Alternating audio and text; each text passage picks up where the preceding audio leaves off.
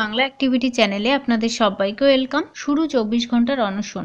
চলুন এ বিষয়ে আমরা বিস্তারিত জেনে নিই।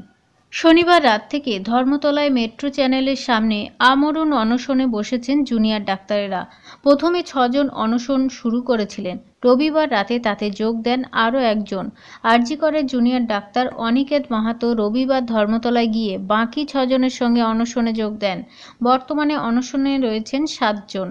আরজিকরের ঘটনার প্রতিবাদ এবং নিরাপত্তার স্বার্থে 10 দফা দাবি নিয়ে চলছে এই অনশন।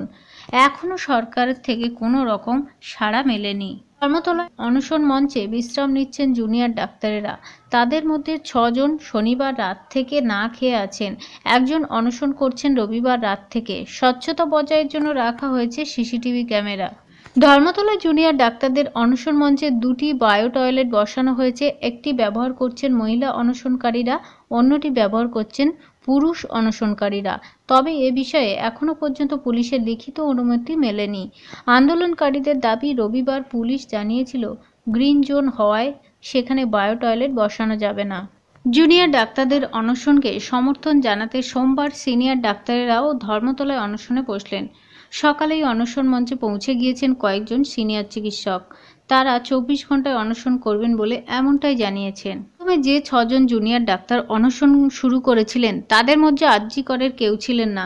তা নিয়ে প্রশ্ন উঠতেই শুরু করেছিল নানা রকম। আরজিকর হাসপাতালকে ঘিরে যে আন্দোলন শুরু হয়েছে, আমরণ অনশন শুরু হয়েছে, সেখানে সেই হাসপাতালের কেউ কেন অংশগ্রহণ করছেন না?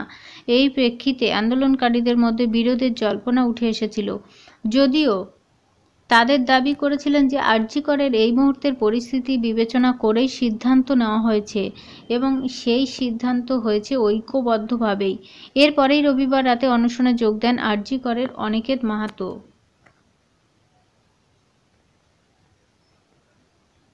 36 ঘন্টা পার। ধর্মতলায় জুনিয়র ডাক্তারদের অনশনের 36 ঘন্টা অতিক্রান্ত, কিন্তু এখনও সরকারের তরফে সাড়া মেলেনি।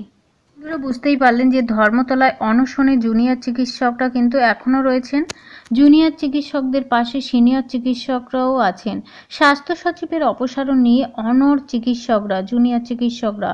আজ থেকে অনশনে সিনিয়র চিকিৎসকরা যোগ দিয়েছেন।